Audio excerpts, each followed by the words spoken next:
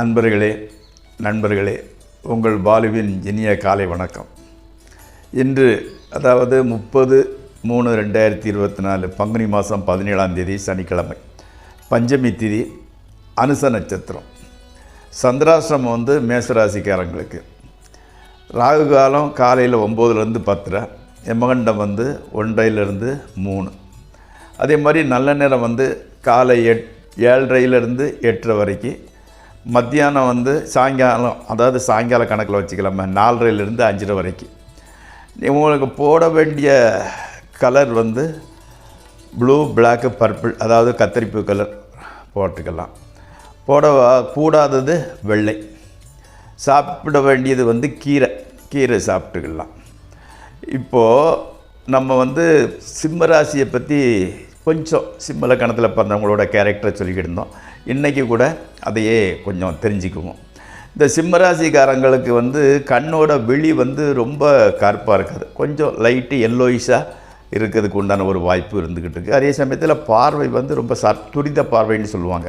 ஆமாம், உடலில் போன்ஸு கொஞ்சம் பெருசாக இருக்கும், அதனால் முட்டி பாகம் அவங்களுக்கு கொஞ்சம் எடுப்பாக தெரியும். ஆமாம், அவங்க கேரக்டரை சிம்பிளாக சொல்ல இருந்தால் துணிவு, பிடிவாதம், உறுதி, முன்கோபம், தட்ஸ் ஆல். இது மாதிரி உள்ளவங்க. ஆமாம், அதே மாதிரி இவங்க வாழ்க்கையில் ரொம்ப ஆசைப்படுறவங்க. அதை செய்யணும், இதை செய்யணும், அந்த ஆசை தான் அவங்கள முன்னேற்றத்துக்கு வழிவகுத்து கொடுக்கக்கூடியது. அதே மாதிரி மரியாதை கொடுப்பாங்க, வீட்டுக்கு போனால் உபச்சாரமும் செய்வாங்க. அதே சமயத்தில் முணுமுணுக்கிறது அல்லது சிடுசிடுக்கிற தன்மை இவங்களுக்கு இருந்துக்கிட்டு இருக்கும். அதே மாதிரி ரொம்ப ஜாலி டைப்பு. ஆமாம், சுறுசுறுப்பு. அதே மாதிரி எதுலேயும் நம்பிக்கை வச்சுட்டா ஃபுல் அவங்க கான்ஃபிடென்ட். மதத்து மேலே இருந்தாலும் சரி, அரசியலாக இருந்தாலும் சரி, அவங்க ஹீரோ மேலே ஒரு பாசமும் சரி, நம்பிக்கை வைத்தா ரொம்ப தீவிரமான நம்பிக்கையை வைக்கக்கூடியவங்க. அதே மாதிரி கெத்தாக பேசுகிறது அவரோட இயல்பு. வீட்டில் கஷ்டமாக இருந்தாலும் இதெல்லாம் அந்த கெத்தை மட்டும் விட்டு கூட மாட்டார். தமிழில் சுத்தமான தமிழ் சொல்லியிருந்தால் செருக்கு அப்படிம்பாங்க. செருக்கு அவரோட இயல்பான தன்மை. அதே சமயத்தில் தியாக மனப்பான்மை கூட இருந்துக்கிட்டு இருக்கும். ஆமாம், எதையும் ஒரு முடிவு எடுத்தால் ஃபைனல் அதுதான், உறுதியாக அங்கிட்ட அங்கிட்டான்னு அலைபாயிறதில்லை, உறுதியாக தீர்மானிக்கக்கூடிய ஆள். இவர் ஒரு முடிவு எடுத்துட்டாங்கன்னா யார் சொன்னாலும் கேட்குறதில்ல. உங்கள் சுப்பீரியர்ஸாக இருக்கட்டும், அம்மா அப்பா, இது யார் சொன்னாலும் அதை மாற்றவே மாட்டார். அதே மாதிரி இந்த ராசிக்காரங்க பெண்கள்கிட்ட சுமூகமாக இருக்கிறது கஷ்டம். ஏன்னா அதில் கூட ஒரு இதாக காமிக்கிறது, சுப்ரியாரிட்டியாக பேசுகிறது, டாமினண்ட்டாக இருக்கிறோம்னு நினைக்கிறாங்க. அதனால் பெண்கள்கிட்ட சுமூகமாக இருக்கிறது கொஞ்சம் கஷ்டம்தான்.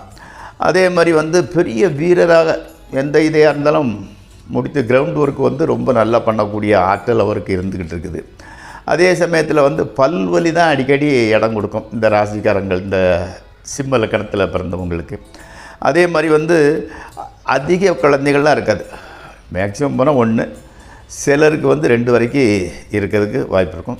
இவங்களுக்கு காடு, மலை, ட்ரெக்கிங் போகிறது, அங்கே இருக்கிறது, அவங்க வெளியூரில் அந்த காடுகளில் தங்குறது, இந்த மாதிரிப்பட்டது ரொம்ப இஷ்டம். ஆமாம், தாயாற்று அம்மா மேலே கொஞ்சம் அஃபினிட்டி ஜாஸ்தி. அம்மா கூட இவருக்கு கொஞ்சம் சப்போர்ட்டிவாகவே தான் இருந்துக்கிட்டு இருப்பாங்க. இப்போதைக்கு இத்துடன் நிறுத்திக்கொள்வோம். மீண்டும் சிம்ம லக்கணத்தை பற்றி நாளை கொஞ்சம் பார்க்கலாம். 12 ராசி பலன்களுக்குள் செல்வோம். இப்பொழுது நண்பர்களே, இந்த ராசி பலன் நிகழ்ச்சி உங்களுக்கு பிடித்தமானதாக இருந்தால் அதை சப்ஸ்கிரைப் செய்யவும், ஷேர் செய்யவும். முதலில் மேசராசி. இன்று உங்களுக்கு சந்திராஷ்டிரம தினம்.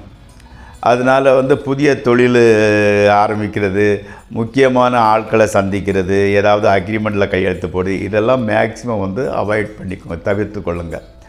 நண்பர்கள், அதே மாதிரி உங்களோட லைஃப் பார்ட்னர் உங்களுக்கு சப்போர்ட்டிவாக தான் இருந்துக்கிட்டு இருக்காங்க. ஆனால் அதான் மனசில் தைரியம் வரதில்லை, கொஞ்சம் குழப்பமாக தான் இருந்துக்கிட்டு இருக்குது. இன்றைக்கி நாளைக்கு அந்த சந்திராஷ்டிரம நாளுங்கிறதுனால கொஞ்சம் டல்லாக இருக்கும், அப்போது சரியாயிடும். அடுத்து ரிஷபராசி. ரிஷபராசி நீங்கள் எதிர்பாராத தொழிலை வெற்றி கிடைக்கிறது.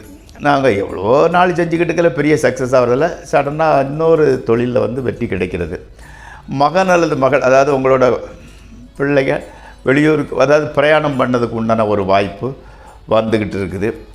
அதே மாதிரி வீடு நிலம் இதிலேருந்து வருமானம் வர வேண்டியது இருந்தால் அது கரெக்டாக வந்துடுது. அதே மாதிரி இந்த தோட்டம் அக்ரிகல்ச்சர் விவசாயம் பண்ணுறவங்களுக்கு ஓரளவு லாபம் வந்துக்கிட்டு இருக்குது. ஆமாம்.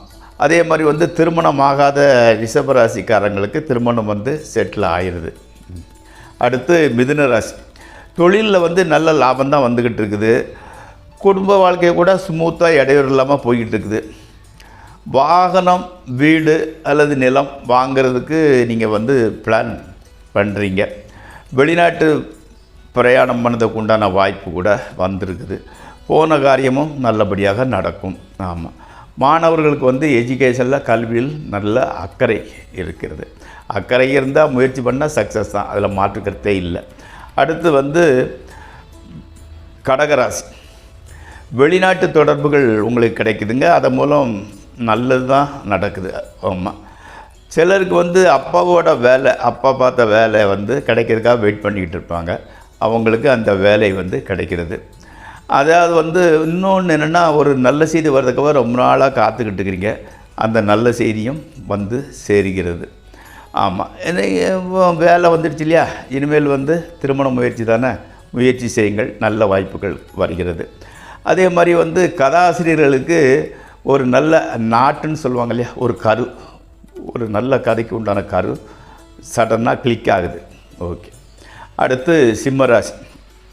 இந்த பூச்சிக்கடி, கொசுக்கடி, எலினால் தொந்தரவு, இந்த மாதிரிப்பட்ட சின்ன சின்ன பிரச்சனைகள் உங்கள் மன நிம்மதியை கெடுத்துக்கிட்டு இருக்குது. ஆமாம்.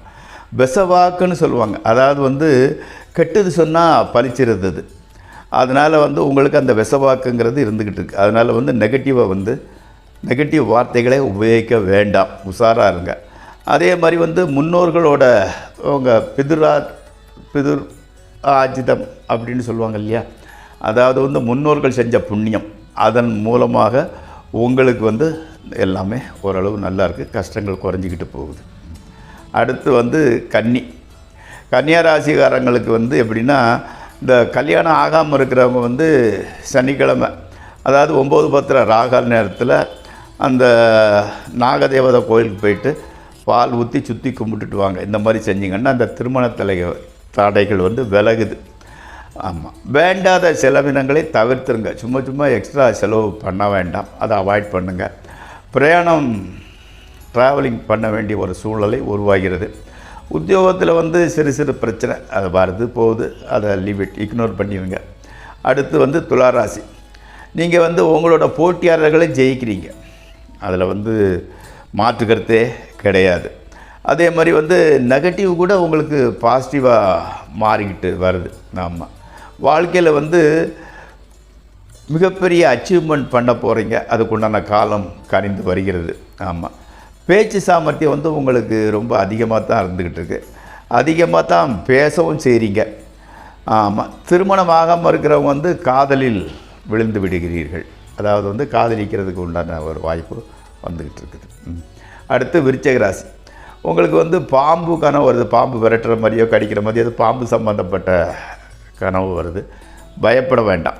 ஏதாவது கோயிலுக்கு நீங்களும் சரி அம்மாவும் சரி டக்குன்னு நேர்ந்திருப்பீங்க, அதை நிறைய செலுத்தாமல் அதை பெண்டிங் வச்சுருப்பீங்க. அந்த மாதிரி பெரியவங்ககிட்ட கேட்டு ஏதாவது ஆக்கியிருந்தால் அதை நிறைவேற்றி விடுங்கள், அப்போ எந்த பிரச்சனையும் இல்லை. புதிய வெஹிக்கிள் வாங்குறீங்க. ஆமாம். அதாவது குழந்தை இருக்கிறவங்களுக்கு காய்ச்சல் அல்லது வயிற்றோட்டம், டிசென்ட்ரின்னு சொல்லுவாங்க இல்லையா, அந்த மாதிரிப்பட்ட இதனால் கொஞ்சம் பிரச்சனை இருக்குது, டாக்டர்கிட்ட போயிட்டு வர்றீங்க. அடுத்து தனுசு ராசி. முஸ்லீம் நண்பர்கள்ட்டேருந்து வீடு அல்லது வாகனத்தை வாங்க போகிறீங்க. கணவன் மனைவி உறவு நல்லா தான் போய்கிட்டு இருக்குது. மனைவிக்கு கூட வாகனம் வாங்க எண்ணுகிறீர்கள், அவங்களுக்கு கூட ஒய்ஃபுக்கு கூட வாகனம் வாங்கி கொடுக்கணும்னு நினைக்கிறீங்க. வெளிநாட்டிலிருந்து நல்ல செய்தி சேருகிறது. அடுத்து மகர ராசி. தொண்டையில் சின்ன பிரச்சனை இருந்துக்கிட்டு இருக்குது. நண்பர்களிடம் அவங்க உஷாராக இருங்க, அவங்க சொல்கிறதும் தப்பு கைடன்ஸ் தான் கொடுக்குறாங்க. ஆமாம். காசு கொடுத்தா திருப்பி வர்றதில்லை, அவங்ககிட்ட கொஞ்சம் ஜாக்கிரதையாக இருங்கள். மனதைரியம் எதையும் முன்னெடுத்து செல்றதுக்கு ஒரு உத்வேகம் கொடுக்குது. அந்த மனோதைரியம்ங்கிறது அந்த உத்வேகத்தை அளிக்கிறது. அதே மாதிரி உங்களோட லைஃப் பார்ட்னர், அதாவது கணவனாக இருந்தால் மனைவியோ, மனைவியாக இருந்தால் கணவனோ, அவங்க சொல்கிற யோசனைகள் வந்து கரெக்டாக இருந்ததுனால உங்களுக்கு மனசு சந்தோஷமாக இருந்துக்கிட்டு இருக்குது. என்னென்னா பேச ஆரம்பிச்சிட்டிங்கன்னா தான் அதை நிறுத்த மாட்டேங்கிறீங்க. பேச்சை கொஞ்சம் கம்மி பண்ணிக்கோங்க. அடுத்து கும்பராசி. அதாவது வந்து நக்கல் நையாண்டி பேச்சுக்கு சொந்தக்காரர் நீங்கள். ஆமாம், பேசும்போது வந்து சரித்திர சான்று, புராண கதை, இதிகாச கதை மேற்கோள் காட்டி நீங்கள் பேசுகிறீங்க. அதை நிறைய பேர் ரசிக்கிறாங்க, சிலர் உள்ளுக்குள்ளே வெறுக்கவும் செய்கிறாங்க. ஓகே, அதே மாதிரி வந்து குழந்தைய வந்து வீட்டுக்கு பக்கத்தில் உள்ள ஸ்கூல்லே சேர்க்கலாம்னு முடிவு பண்ணுறீங்க. அது நல்லது. ஓகே, அதே மாதிரி வந்து உங்கள் ஒய்ஃபு கூட உங்களோட பேச்சை கேட்டு நடக்கிறாங்க. ஓரளவு சந்தோஷமாகவே கழிகிறது. அடுத்து மீன ராசி. அதாவது வந்து உங்களுக்கு வந்து அந்த ராசியில் இருக்கக்கூடிய ராகு வந்து தான் உங்களுக்கு பிரச்சனையை கொடுத்துக்கிட்டு இருக்கிறார். இந்த ராகுனோட தியரின்னா முதல்ல பிரச்சனையை கொடுத்து அதை சால்வ் பண்ணிவிட்டு மிகப்பெரிய சக்ஸஸையும் அதிர்ஷ்டத்தையும் கொடுப்பார். ஆமாம், அதே மாதிரி வந்து கடன் தொல்லைகள் எதுவும் இருந்தால் அதிலேருந்து ரிலீஸ் ஆகிருந்தீங்க. மனசு வந்து அமைதியாக தான் இருந்துக்கிட்டு இருக்குது. ஒரு நல்ல அறிகுறியாக தெரிகிறது. மனசுக்குள்ளே நமக்கு நல்ல காலம் ஆரம்பிச்சிட்டுங்கிற மாதிரி. கடவுளை தொழுறது, அதாவது கோயிலுக்கு போகிறத வந்து மறக்க வேண்டாம், செஞ்சுக்கிட்டே வாங்க, எல்லாம் நல்லதே நடக்கும். நண்பர்களே, இத்துடன் அந்த 12 ராசி பலன்கள் நிறைவேறுகிறது. நாளை மீண்டும் சந்திப்போம். உங்கள் பாலு.